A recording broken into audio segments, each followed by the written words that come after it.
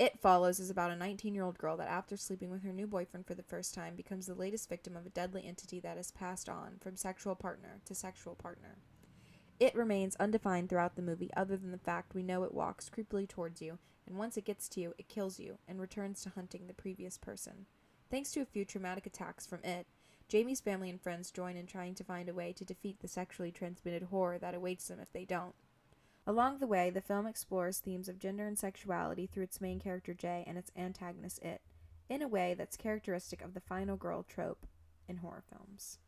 It Follows utilizes many of horror's most beloved tropes with its imagery, such as the eerie suburban scenery at night and menacing figures in the distance, while its plot upcycles the unspoken rule of horror that all teenagers who have sex must die.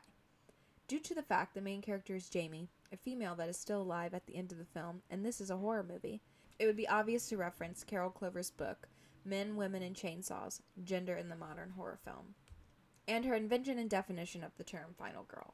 When looking at this film through the lens of Clover's Final Girl, It Follows is defined by the trope and its misgivings. Final girl has become a term known by many since the release of Clover's work, and with popular usage often comes new interpretations of meanings. However, the term goes deeper than just the word final and the word girl slapped next to each other. In her own words, Clover states, "The image of the distressed female most likely to linger in memory is the image of the one who did not die, the survivor, or final girl.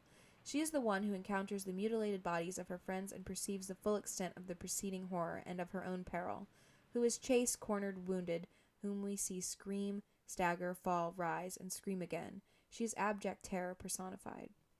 Clover later adds in other editions of the book that she's often a boyish girl, even named something like Stevie or Will or Stretch, but a girl nonetheless.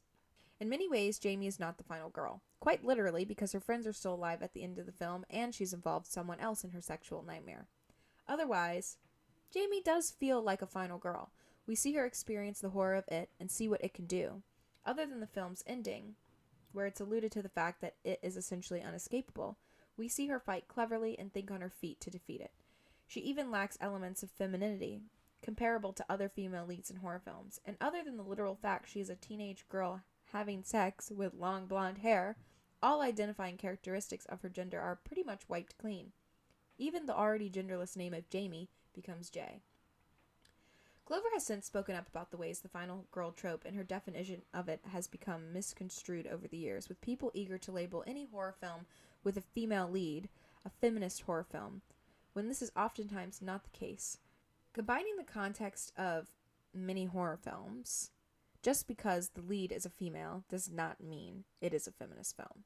She describes that, quote, "wildly phallic imagery of slasher films aligns mostly male viewers and mostly male filmmakers with female characters, quote, giving them dose after dose of so-called female masochism of the most extreme sort."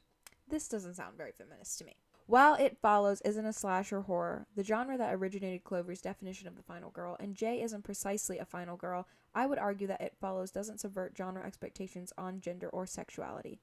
Historically, horror has been a genre dominated by male filmmakers with female protagonists. To quote Clover, "The final girl is feminine enough to act out in a gratifying way, a way unapproved for adult males, the terrors and masochistic pleasures of the underlying fantasy, but not so feminine as to disturb the structures of male competence and sexuality."